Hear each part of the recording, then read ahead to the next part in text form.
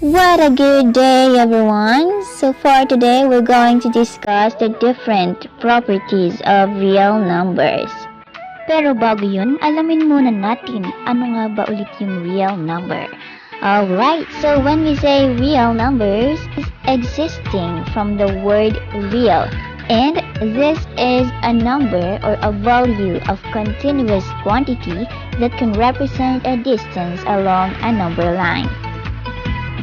Well, unahin natin ang closure property since ito yung pinakamadali natin.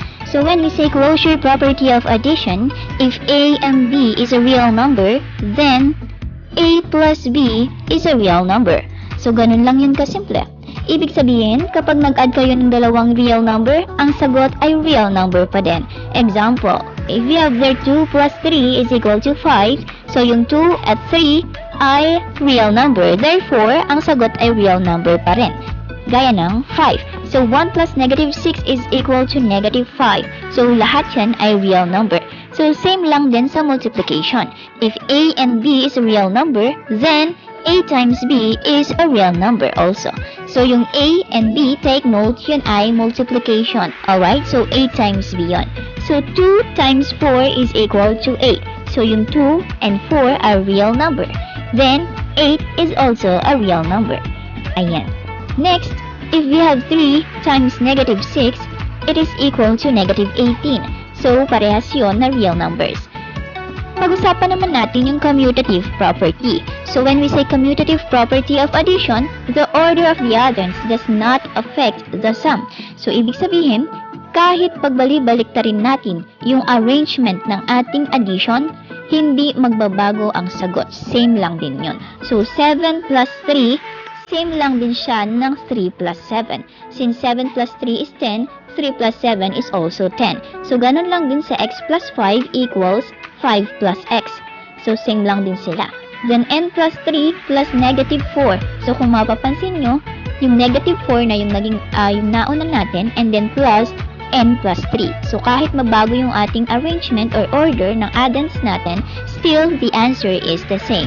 Then we have there sa multiplication, same lang din. So we have 5 times 3, same lang din ang result sa 3 times 5. So kung 2 times x naman yan, same lang din siya sa x times 2. And x plus 1 times 3 is also equal to 3 times x plus 1. So associative property naman of addition, changing the grouping of the addends does not affect the sum. So sa pag sinabing associative property, it talks about the groupings naman. So kahit baguhin natin yung grouping sa addition, same answer pa din yung magiging result. So gaya ng 2 plus 3, nakagrupo sila, and then mag-a-add ng 5, same lang din siya kung ang i-group natin ay 3 plus 5, and then bago i-add sa 2. And then yan, so yung negative 5 plus 3 plus 4, nakagroup yung 3 plus 4.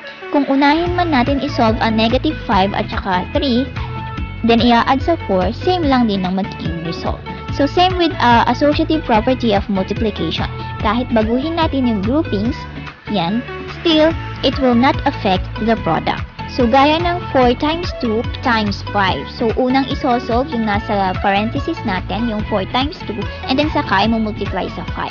So same result lang din yan sa 4 times 2 times 5.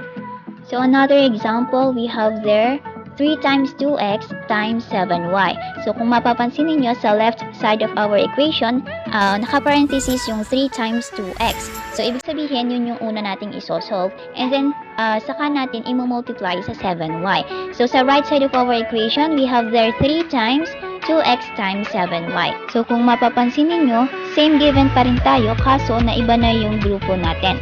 Yung 3 ay nakahiwalay na ngayon, and then ang nakagroup ay 2x times 7y. But still, we can still get the same answer or same product pa rin yan once we solve that. And that is associative property of addition and multiplication. Alright, distributive property, here we go.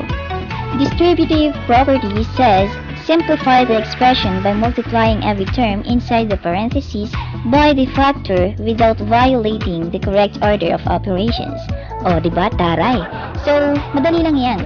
kailangan nyo lamang i-distribute yung nasa labas ng parentheses sa lahat ng nasa loob ng parentheses. Pero make sure na yung ating i-distribute ay hindi natin gagalawin yung order of operations natin na nasa sa loob ng parentheses. Example, we have A times B plus C. So yung A natin ay i-multiply natin sa lahat ng nasa loob ng ating parentheses. So yung A, i-distribute natin siya sa B muna. Laging tatandaan na kapag nag-distribute, ang gagamitin nating operation ay multiplication. So kung makikita nyo dyan, A times B. Yung maliit na tuldok na nasa gitna ng A at saka ng B, yun yung multiplication natin. And then, do not forget to copy the plus sign. Kasi plus or addition yung ating operation sa loob ng parentheses. Isunod naman natin i-distribute sa A sa letter C. So we have there A times C. Huwag kakalimutan yung notation natin or symbol for multiplication. So, yung maliit na tuldok na nasa gitna ng A at C. Ganun lang yun kasimple. Isa pang example natin, kung meron tayo dyang 3 times the difference of x and y, i-distribute lang ulit natin yung 3 sa x. Ayan, so we have there 3 times x. And then, i-subtract natin or copy the minus sign kasi yun yung nasa loob ng ating parentheses. And then, we have there, so 3 times y. Again, huwag kakalimutan yung ating symbol for multiplication. Let us have another example. If we have there 2 times the sum of 5 and 7, okay, multiply lang ulit natin, that is 2 times 5. And then, copy nyo yung ating addition or yung plus sign. Kasi yun yung nasa middle or nasa operation ng ating parentheses. And then, 2 times 7. At pwede na natin silang isolve.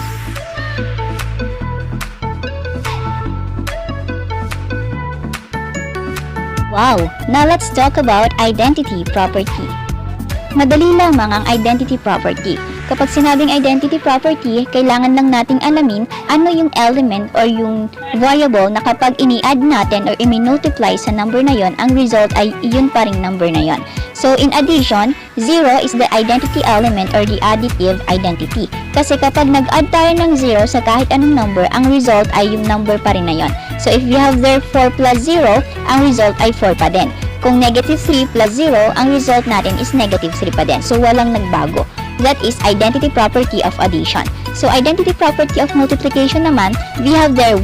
So 1 is the multiplicative identity. Ibig sabihin, kapag minultiply natin yung 1 sa kahit anong number or kahit anong variable, ang result ay yung number na yon. 4 times 1. So ang result natin is 4 pa din. Negative 3 times 1, the result is also negative 3.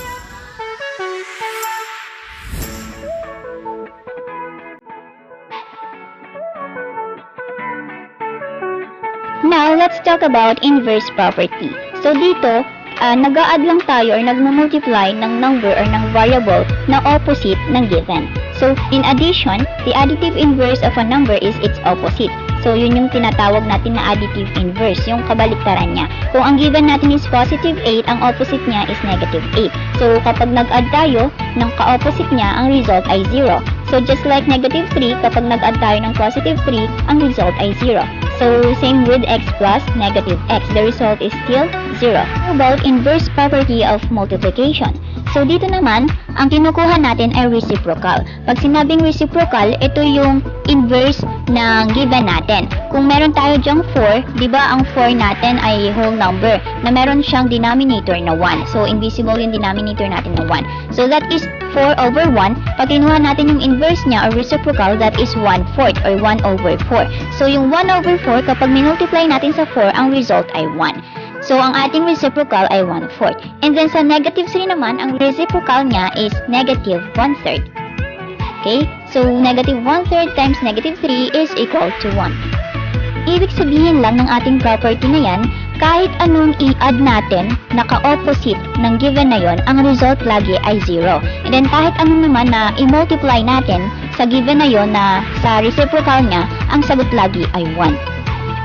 That is the inverse property of addition and multiplication. Ang lahat ng properties na aking nabanggit ay kailangan nating sundin kapag nagsosolve tayo ng kahit anong problem sa mathematics para maiwasan natin ang pagkakamali.